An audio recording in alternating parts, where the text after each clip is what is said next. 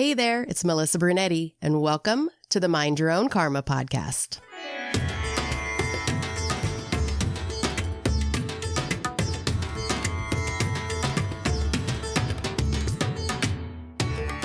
Hey there, Karma Crew. Thanks for joining me for this episode of Mind Your Own Karma, the Adoption Chronicles. Today I have an adoptee on the show, Jessica Pearson. Let me tell you a little bit more about Jessica. She was born in Billings, Montana in 1981.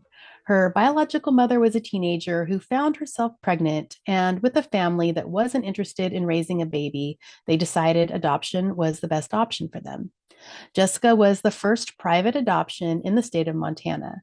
She was raised by a medical doctor and a stay-at-home mom, and it all seemed perfectly normal and good to her until she faced the circumstances of reunion and becoming a mother herself. From there, she set out on a decades-long healing journey and now assists adoptees with turning their trauma into triumph. Jessica is a certified life coach who also co-owns Path Nutrition and co-hosts her podcast, Wait a Minute. Here is my interview with Jessica Pearson. So we're welcoming Jessica to the podcast today. Hi, Jessica. Hi, thank you so much for having me. Yeah. So let's just jump right in and tell me, what circumstances did you know about your adoption? Why were you put up for adoption? Oh, that's a good question. My biological mom, she was about 17. And to be honest, the more that I tell the story, the more I'm like, do I even really know all the circumstances? Because I haven't dug too deep yet, which has been an interesting thought process. Like, do I want to go back and ask more questions? Because I am in reunion with my bio mom, but I know that she struggles with it too. So, I don't necessarily want to, I don't know, dig too deep. But from what I understand is, she was a teenager and her family thought about, how could we raise this child? And ultimately they decided not to. I was told that they were religious of some kind, I think Catholic, but now I don't really know if that's true or not. And that, it just wasn't, she was an unmarried teen and that was stigmatized and it just wasn't allowed. So they had to figure out something. Yeah. You said that you were the first, was it Private adoption in Billings, Montana. Yeah. And it's totally I don't know if serendipitous is the right word, because I don't know if there's anything really serendipitous about adoption, but this teen looked up a number in the phone book and found a lawyer. And this lawyer happened to be friends with my adopted parents who happened to be wanting to adopt a child at the time. Wow. So this wasn't even like an adoptee lawyer or anything, just a random lawyer. And in Billings, Montana, I don't know how many lawyers were there at the time. I'm assuming very few. So I'm guessing it was just like, we just do general law. Like, we just write contracts, I mean, not to diminish what he does, but, it wasn't like Manhattan in 1981. 1981 in Billings, Montana, it's a very small town. Right. So what were you told about from your adoptive parents? How old were you when you were told? Do you remember being told you're adopted? I do. I remember I had a book and I wish I knew what the book was and if I could find it now. But I remember I had a book and I explained, you have two moms and two dads. You have the ones that made you and the ones that raised you, and we all love you very much. And, it was definitely given this narrative that I learned now as an adult adoptee. Like, this is a very common narrative, which you were chosen and you're so special and lucky because not everyone gets chosen. And I mean, I totally believed it. Like, I didn't really question that until really recently. Right. So you kind of always have known then? Yeah, I just kind of grew up knowing and not really thinking anything of it. I think definitely when you just grew up knowing, you don't know any different and you're not really aware of what the alternative would be. Yeah. So. Right. So what was your relationship with your adoptive parents growing up? What was that like? I mean, I would say it was good. Like, they were just normal parents. My adopted mom has a bio daughter from her first marriage. My dad doesn't have any other children. And I mean, they did. They loved me. They raised me. Like I got to take dance classes. I went to summer camp. I was given a lot of opportunities that I know for sure I probably would not have gotten with my, bio situation. Um, but that's not to say there were any hardships. And now looking back on it too, I think of like some of these feelings that I had and how maybe it was related to adoption or the way that I was feeling. And I didn't have the words to express or to even know what to talk about or how to talk Mm-hmm. about it. And then my parents got divorced when I was 13, which I think is tough on any 13 year Yeah. old. Yeah. But I think coming from an adoptee, nervous system, that was really tough on me. And again, I didn't really have the like knowledge or vocabulary to know how to express what I was going through to my parents at the time. And now, as an adult, we all have relationship and it's great, but I still grieve that idea of what would it have been like to have biological parents raising me, even if Yeah. it's a fantasy. Right. What was the circumstance of why they wanted to adopt? Could That's they a not good have their own kids? question. Okay. Well, I know that my adoptive mom has had like previous miscarriages. I think when I was Mm, around 5, she ended up having a hysterectomy. She okay. did have a infant or toddler loss prior to me as Mm, well. So I know she always wanted to have a big family and have a lot of children. And when she married my dad, I guess I don't even know if they tried. I've never asked him if he had any infertility issues. Like again, I'm just realizing like I haven't really dug too deep into some of these circumstances. yeah. And what was your relationship with your sister growing up? How was that? So she's 12 years older than me, Mm, which I think is a pretty significant yeah. age gap, bio or not. Right. And I know that she was a great big sister when I was little, but she was out of the house by the time I was 5 or 6. So Mm, I kind of hmm. identify as an only child in a Yeah. lot of ways. And then when my dad remarried, I have two step siblings that are uh, 5 and 6 years younger than me. So I I love them. I wish I was closer to them. One lives out of state and the other one's actually kind of estranged at the moment. So it's just me. I'm just gonna Yeah. hanging out. Right. And my mom, my adopted mom and her daughter, they are super close, right? So like maybe codependently close. Hmm. So our relationship is to me is vastly different than what they Yeah. have. And I'm not judging that in a, good or bad way. It's just something to notice. Right. Do you feel like that's because you were adopted and she's biological to your mom? I mean, I do, but I can't prove that that would be the case. I mean, I know I have friends that have more than one child and it can be different relationships with the same parent. Hmm. But yeah, absolutely. I think Yeah. there's something to do with that. So you were able to find your biological parents, and there was some twists and turns in there along the way, it sounded like. So tell us the story about how you found them. Yeah. Um, I'm like just thinking because it just there's so much to I unwrap. know. Go ahead and tell the Um, whole story. I mean, I think when you're young as an adoptee, you have this fantasy of like who your bio parents are. They're like, she's a princess and she lives in a castle and she's just trapped and couldn't, it's just like this fantasy. And I used to imagine that I would write Oprah and that Oprah would be so moved by my adoption story, which is like nothing really even that out of the ordinary. But for whatever reason, Oprah would be moved by me and she would, find all of my biological family, but really just my bio mom. That was the only person I think I ever really ever thought about growing up. I never thought about aunts, uncles, half siblings, cousins. Like I just Mhm. not even bio dad. I just only thought about bio mom. Um, and so yeah, it was like Oprah was gonna have us on. We were gonna be reunited on Oprah. It was gonna be this big thing. And then in reality, I was in college 99 to 03, like Google was brand new. Mhm. And I had a file with her information on it. I had some information about like some of her likes and dislikes and just some, kind of random information. And so I had Googled her to see if I could find her, and she popped right up. Mm. And it was Wow. a mugshot. Wow. Yeah. And so that was like to go from this fantasy of, oh, princess in a castle to woman in jail.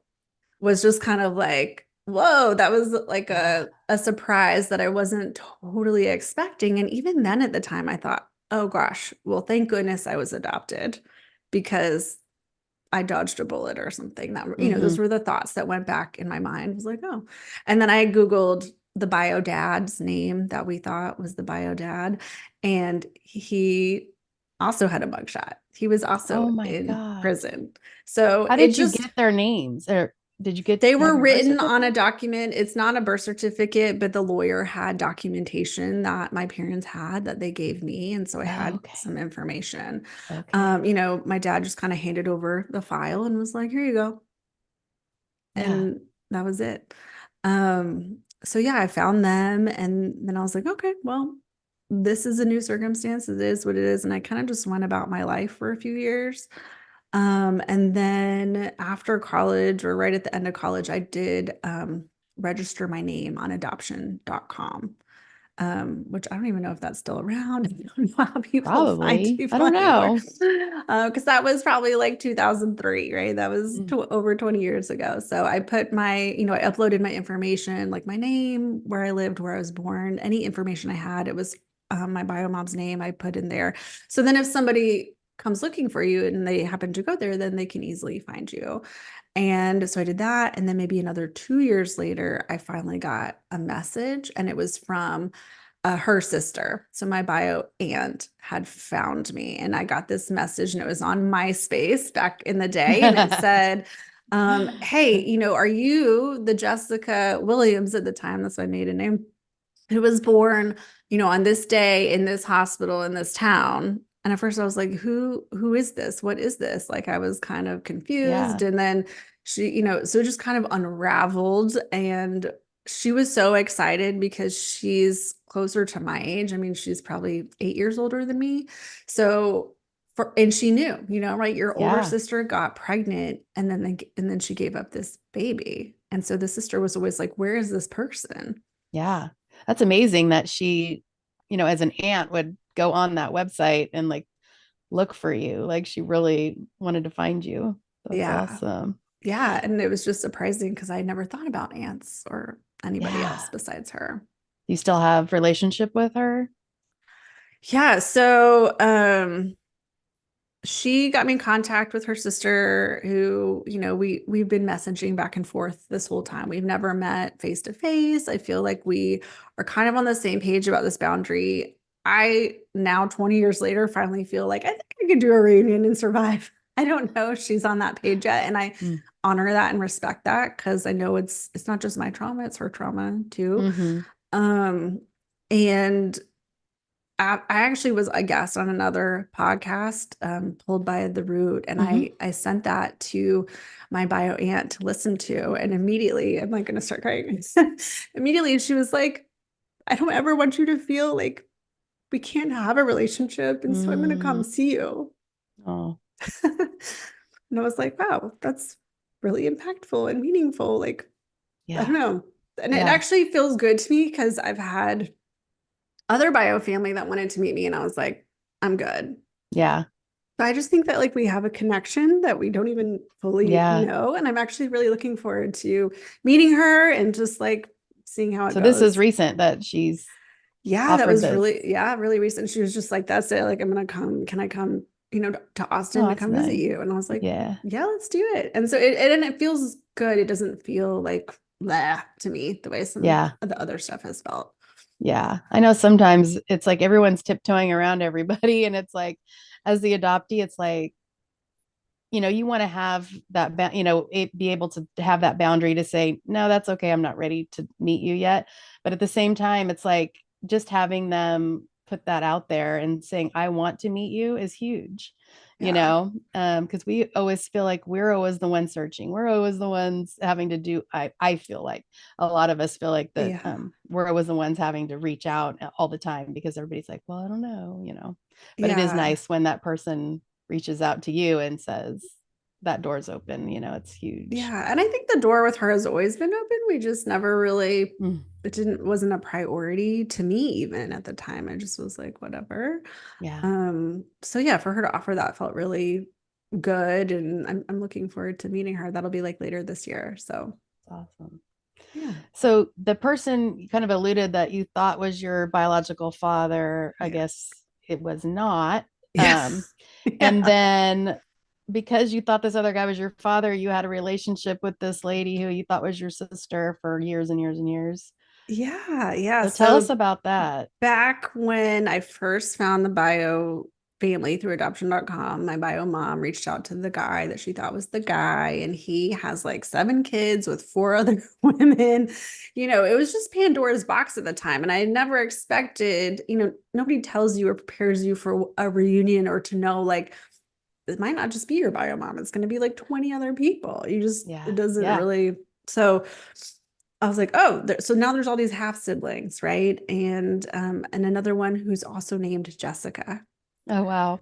And we connect, and she tells me she's known about me almost her whole life, and she's thought about me, and that she just couldn't wait to meet me or find me, because she had such a tough life with that guy and with her mom, and had a really tough childhood, bouncing back and forth between like her mom and her aunt, and just being under cared for, and then she still became this amazing adult. She's a super successful entrepreneur. She's a mom of 2 that they're already grown and out of the house pretty much. And so she just is amazing. And I always kind of was like, would you be interested in doing a DNA test? And that kind of was like, I mean, I didn't press for it, but it just wasn't really responded to. And um, so then years later, yeah, we have this like internet friendship, and I always thought maybe like someday we would meet or whatever. But in 2020, I got pregnant, and it became more important to me that I wanted to know more about my DNA, because I've always had this like really great tan. I always knew that I would be potentially half Mexican or half Native American, but we just didn't really know. And I was just really curious about that because Mhm. I'm having a child and I want to be able to tell him what Yeah. his stuff is. And so um I took the test, and a first cousin popped up who's this woman's like 65. So I still don't understand how that works out because she's like a solid 25 years older than me. But I sent it to Bio Mom on like Facebook and was like, "Hey, do you know who this person is?" And so she didn't, but she started to do her Facebook research and realized that this woman was like friends or related to this other guy on Facebook that was the brother of this other guy she slept with once. Oh my gosh. And she was aghast, and I'm sure she had to go through her own stuff with this too, because I remember her telling me, I'm 99% sure that this guy is the guy, but there's also like a 1% chance it's this Mm, other guy, but I'm totally sure it's not. And I was like, yeah, whatever, you're probably right. yeah. Oh my gosh. But it was this other guy. And it was like such a shock to her. It didn't really make a difference to me either way, because like I do have a relationship with my adopted father. Like I'm not really looking for to fill in that gap Yeah. necessarily. And because I didn't have a relationship at all with other like adopted dad or bio dad, I don't know, it just didn't really make a difference to me.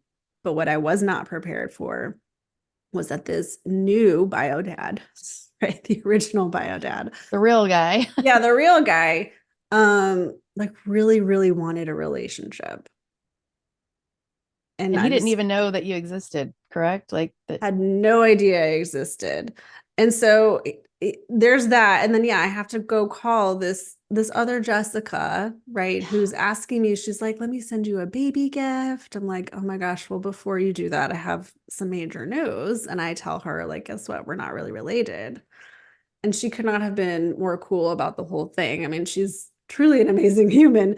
But that I was so afraid to make that call. I just thought she was going to be Yeah. like so disappointed, and I was disappointed too. I was just Hmm. like, wow, what a weird thing to have to Yeah. say. Like, we're not actually related, and your whole life has been a lie. It's like, Right.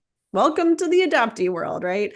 Um, and then yeah, and then I have this guy who is like, hey, I love you.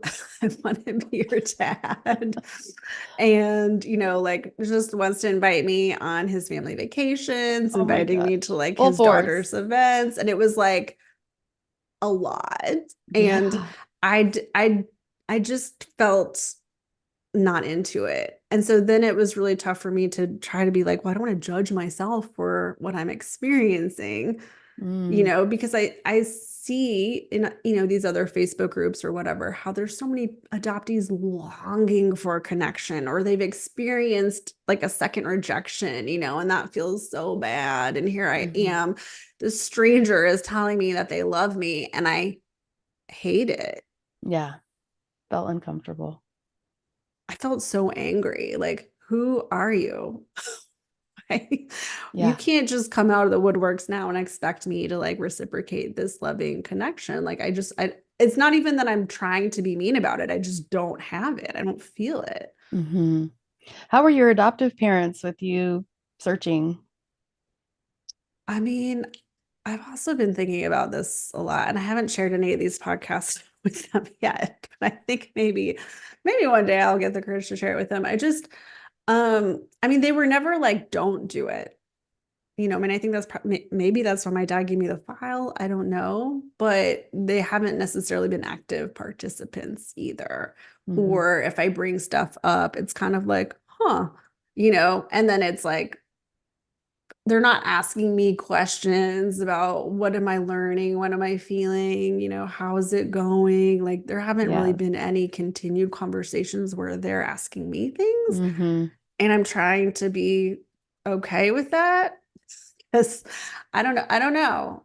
I don't want to have like expectations or shoulds on someone else's experience or me, but Hmm. I do kind of like, yeah, I guess I wish that they cared a little bit more. Yeah, showed some interest. Yeah.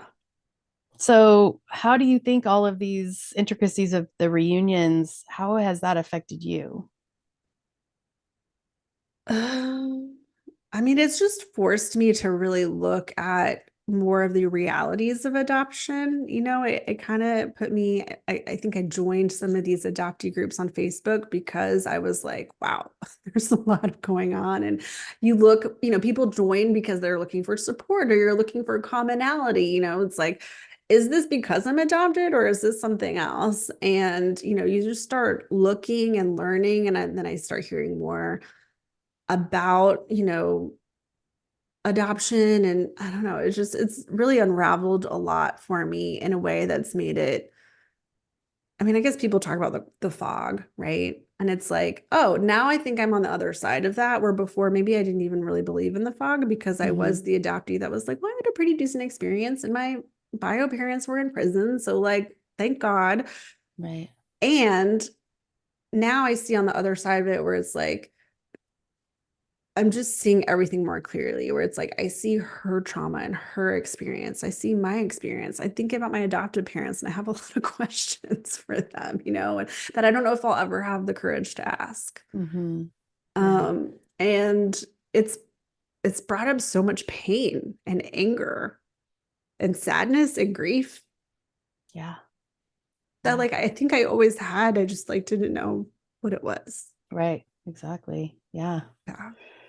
And when you decided to search, did you said you were only thinking about your birth mom and Yeah. meeting her.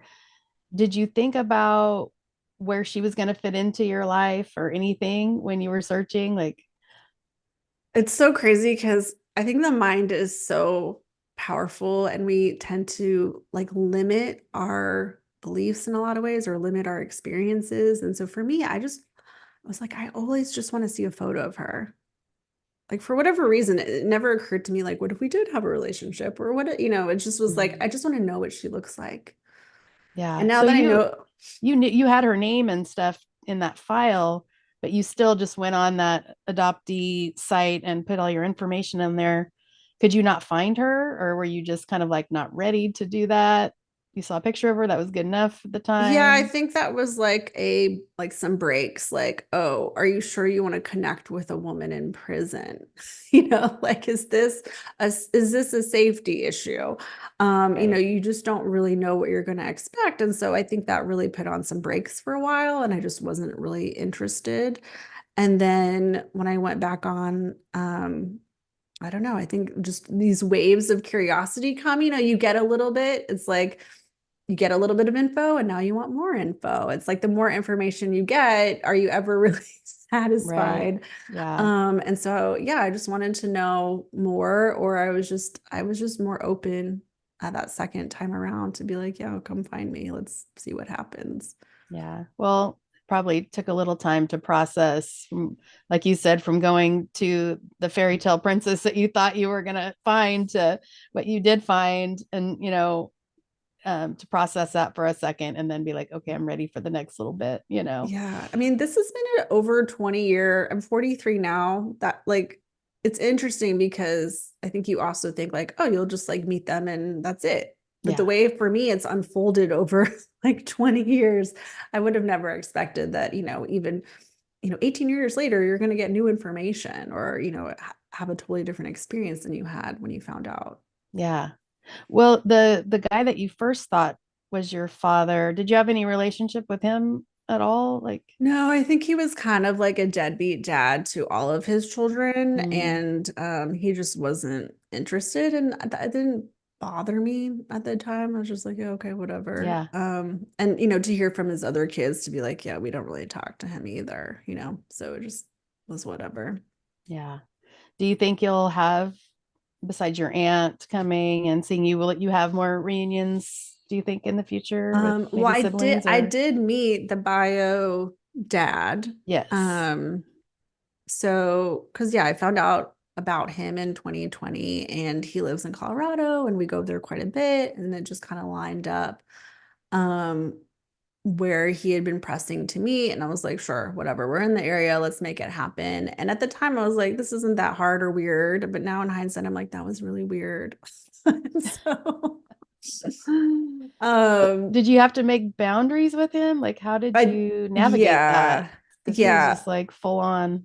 Yeah, I was really open in the beginning. I was really curious. I didn't even know that I had anger in the very beginning or what I was feeling or thinking. It was just all really fast. So, um, we met and then I had my son and, they want to send him gifts and be a part of his life. And I mean, I'm open to some of that, but I think it all came on really fast and heavy. Meanwhile, I am struggling with postpartum anxiety. Like, even like my best friend texting me is like giving me panic, right? It's Mm, like I can barely manage my life in my own bubble to expand it and add a whole other family to it. I just was like, I don't have the capacity for this. Like my focus is my kid, my marriage, like my work. And I just like, I don't have, and my mental health and just yeah. trying to stay happy.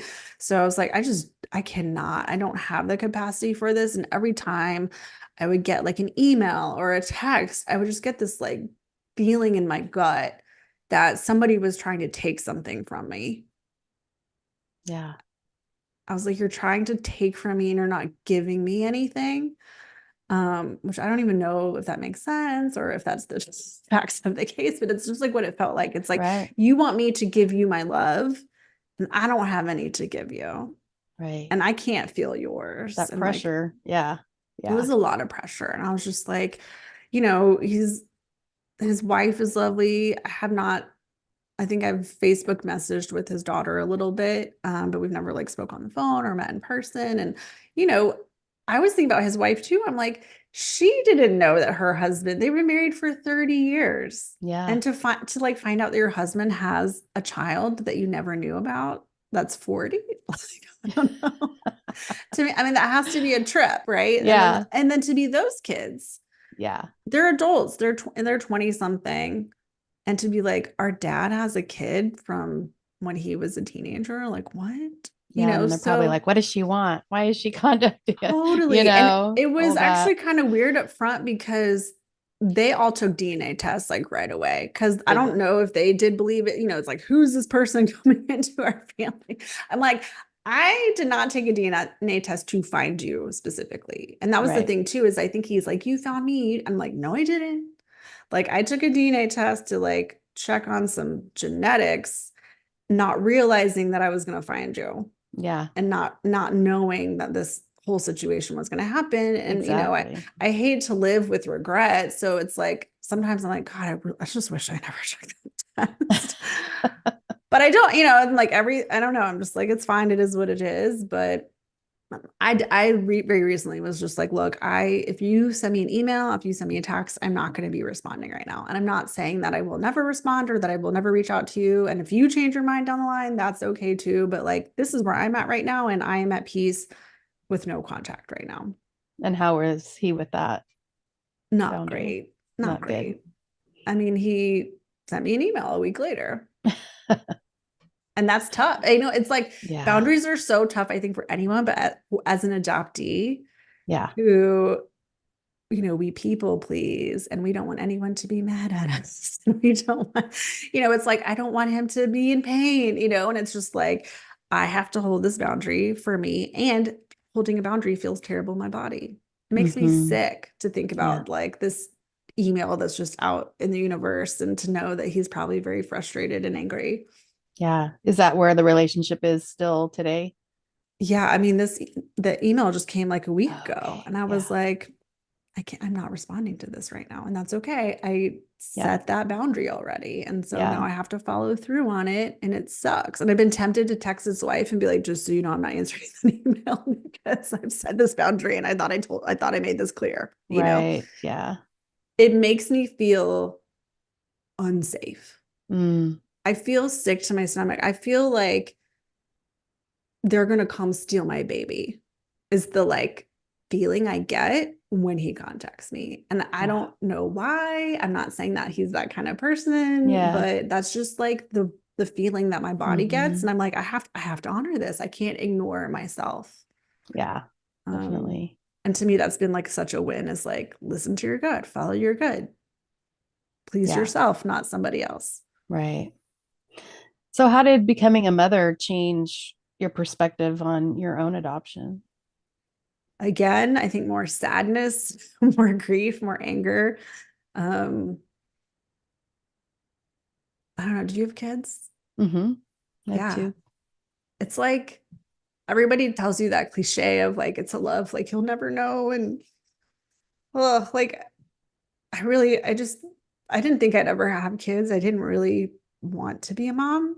I really love my freedom. My husband's a musician. We like to have fun. I was just like, oh, I don't want to do this. Um, and I was even kind of like disconnected in my pregnancy. And I don't know if that has to do with my adoption trauma Right. or, Mm-hmm. but I was just kind of like, I don't know, I'm really scared.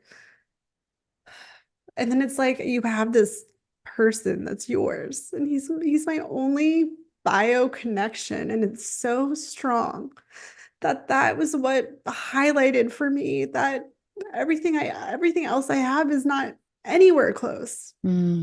And it's like, yeah, I love everybody else in my family and I know they love me, but I was like, it's not even close. And so then I Yeah. questioned, it's like, oh, is this just like the mother kid connection that's so strong? Like, do other adult women have this connection with their moms? Like, does it feel like that to Right. them? And I don't Yeah. know. Yeah. And then you've got that feeling, or you're thinking, like, how could your mother give you up Oh, I when just you remember feel that holding connection? him and just being like, you would have to kill me. And Exactly. I Yeah. would kill everybody that comes in the way of this. And it's just like, I can't even imagine. I cannot imagine the trauma of relinquishing a child, especially like a teenager that was kind of coerced and not really given the option. Yeah. So Like that having your breaks son my kind heart. of gave you more compassion for your birth mother instead of feeling, anger. Yeah, I mean, I don't know if I've ever felt anger towards her. I don't know. I think I just always felt sadness. I used to think about like the idea of being abandoned, and having this abandonment wound, but lately it's been like, no, it was like relinquishment. And it was relinquishment under some kind of like, you know, coercement that was under the guise of doing the best thing for Mm-hmm. me. Yeah. And it's like, yeah, I don't know if I believe that. Right. Yeah. And I Um, think of her life path too, like maybe she was mhm. in prison because of her trauma of Yeah, relinquishing a exactly. child. Like, Yeah. and when I was on that other podcast, I sent it to my bio aunt. She was like, I never thought about her trauma before. It never Yeah. even occurred to me that that would be the worst thing to happen to her. And I was like, how do we Isn't that not? funny? Like, what do you mean? Yeah. I'm like, how did we miss that? I'm like, I can you know. imagine giving away a child? It's like, it was just that's like the lie of adoption, right? Like, she Exactly. was told like you're so strong, you're doing the best thing for this kid. And even now, I've kind of tried to talk to her about it a little bit. She's like, I'm just so glad I gave you up. That was the best decision I ever made because look at your life now. Look how amazing you are and all this stuff. And it's like, to me, that is the like Mm-hmm. the lie. Yeah. Yeah. Yeah. Let's back it up a little bit and at least acknowledge that separation and what that did to both of you guys. Like, Yeah. you know, Yeah.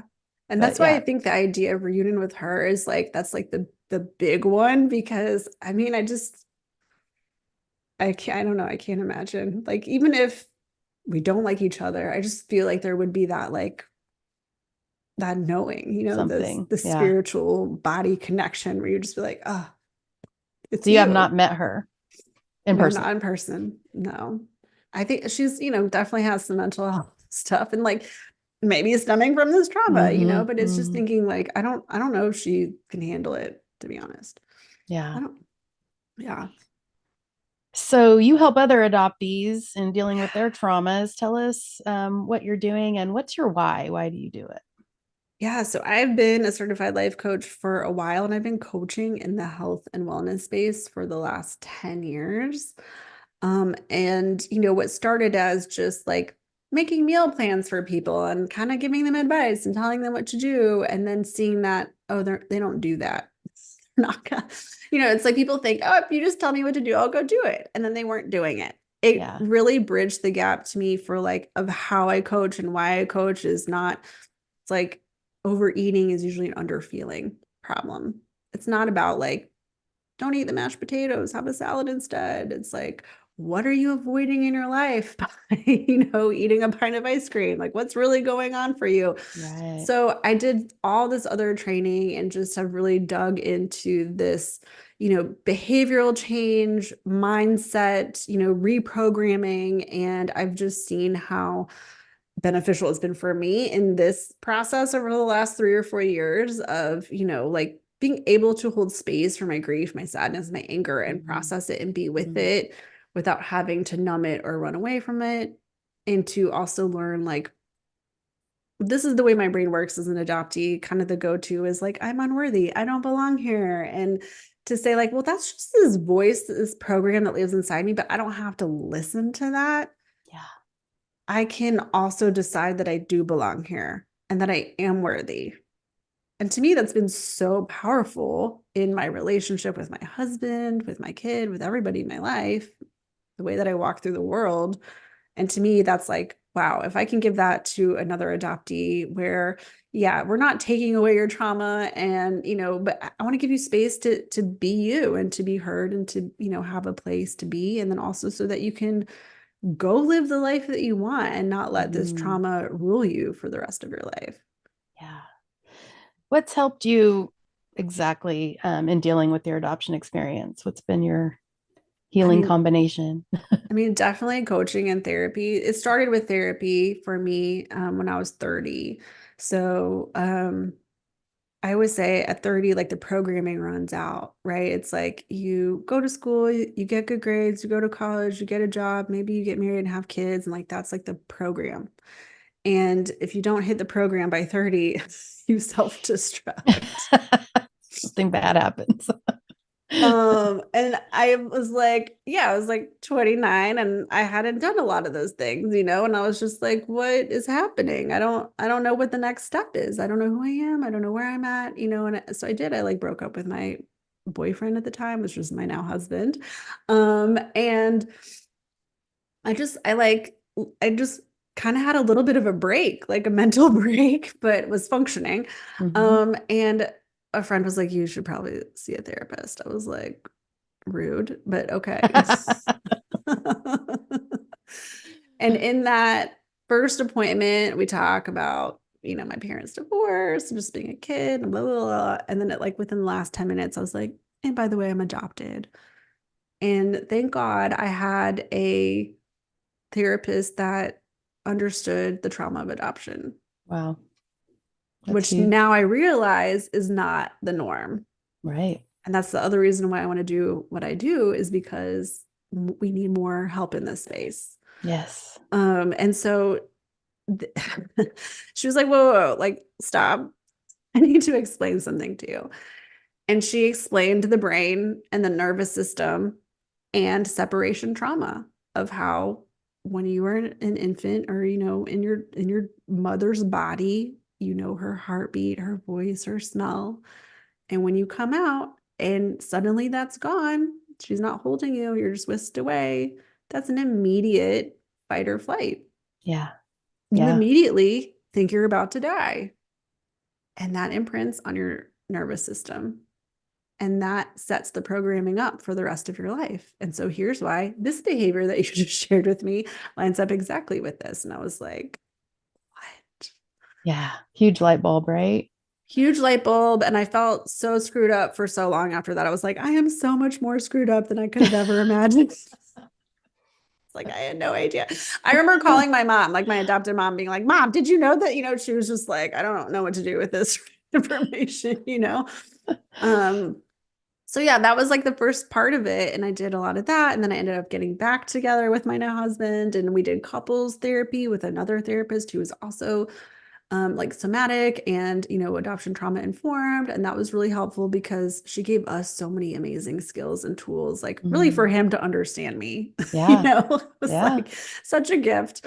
And then, you kind of cruise and coast, I was like, I think I'm doing good. And then more circumstances come up, right? And then I was like Mhm. learning to do the coach stuff. And to me, coaching has been so impactful in different ways. I like coaching because I'm a little bit like, I like a little bit of tough love, and I like to be pushed a little bit. And I think like that's kind of the role of coaching, is less about dealing in the past. I mean, yeah, the past matters, but it's also like, let's talk about right now. Yeah. Yeah. Like, let's be in the present moment and see how that affects your future. And we're not ignoring the past, and we're still trauma informed, but it's like, but we have choices right now in our present, even with the past. And so to me, that has also just been so helpful to see like the way that I see the world, and to know like, what if I could see it differently? Mm. Hmm. Yeah. That's big for adoptees. And they Yeah, have to be ready for it, a They hundred percent, a hundred have to be ready percent. for it. Yeah. Yeah, not everybody's ready for it. And I mean, it's like, what you know, and your experiences are what you experience. But for me, the coaching has been really helpful over the last 4 years, but I also did a lot of therapy. So Hmm. I think they both have their role, and they can both be really helpful. And then, yeah, just talking to other adoptees, and, knowing like, oh, I'm not alone, and we have, Yeah. these commonalities, and there is a community of Yeah. adoptees. And I feel like it's kind of like not new, but the podcasts and the Facebook groups, like if I had had this when I was 12 or something, I don't know, maybe things would have been different. Yeah. Do you think that we can heal from the primal wound? Um, I'm like, define the word heal. I'm just kidding. Um, I think yes. I mean, I think you can. I think it's not, I think there's like a scar, right? Like Yeah. I think you can tend to the wound, and you can sew it up and put a band-aid on it and nurture it, but it's always there. I think the healing comes in building tools of self-compassion, building Mm-hmm. tools of expanding your mindset, building tools to have capacity to feel the negative things and not have to fix them or run away from them.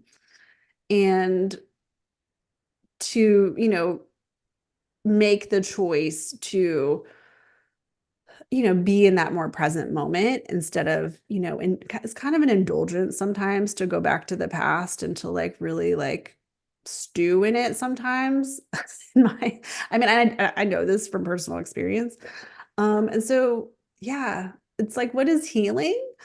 I think it's being able to recognize what is, be honest and truthful with ourselves about the trauma, not deny it, not cover it up, but also how can we hold space for that and then also live our Mm-hmm. lives and find our self-worth and be an identity. Like, how can I create my own identity even if I don't have all the parts? Yeah. So Yeah. yeah, I think it's like we do have a choice, I think, to move forward with it. Absolutely. So, what would you like struggling adoptees to know? Mhm. Well, you're not alone.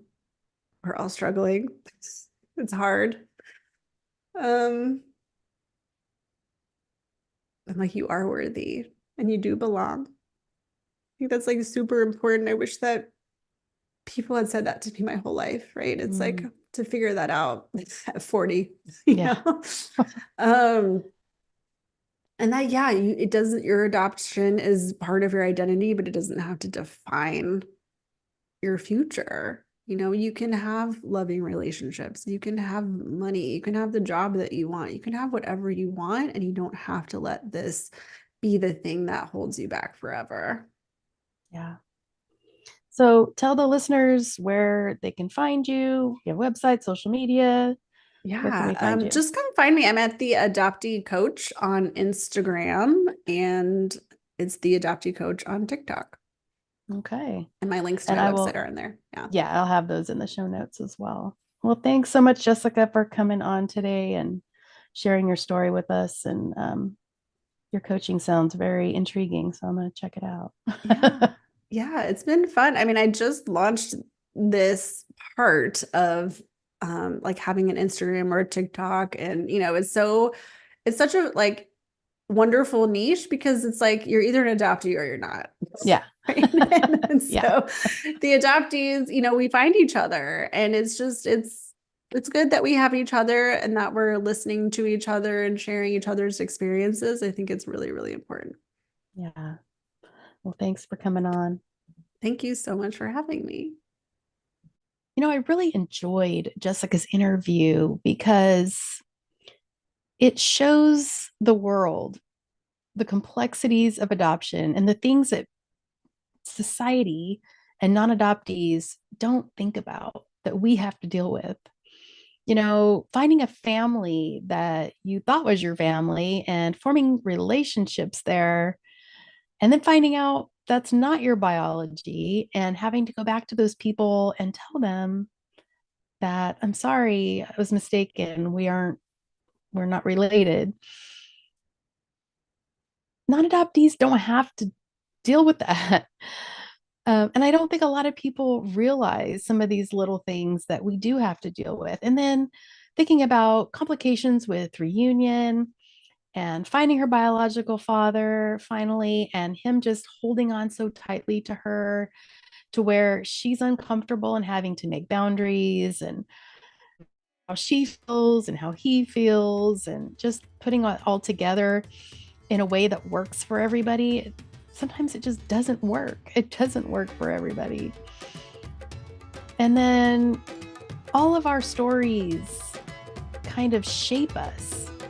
The complexities of our personal stories shape how we move in the world and what we think about adoption. All our feelings and emotions and beliefs that we have are all shaped by our individual experience.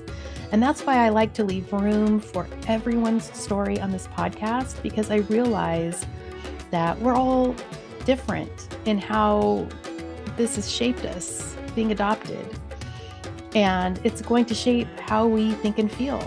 and I validate your experience. I understand. And just to know that Adoptee, there's so much help out there for you. I'm very intrigued with Jessica's counseling and coaching and what she's doing.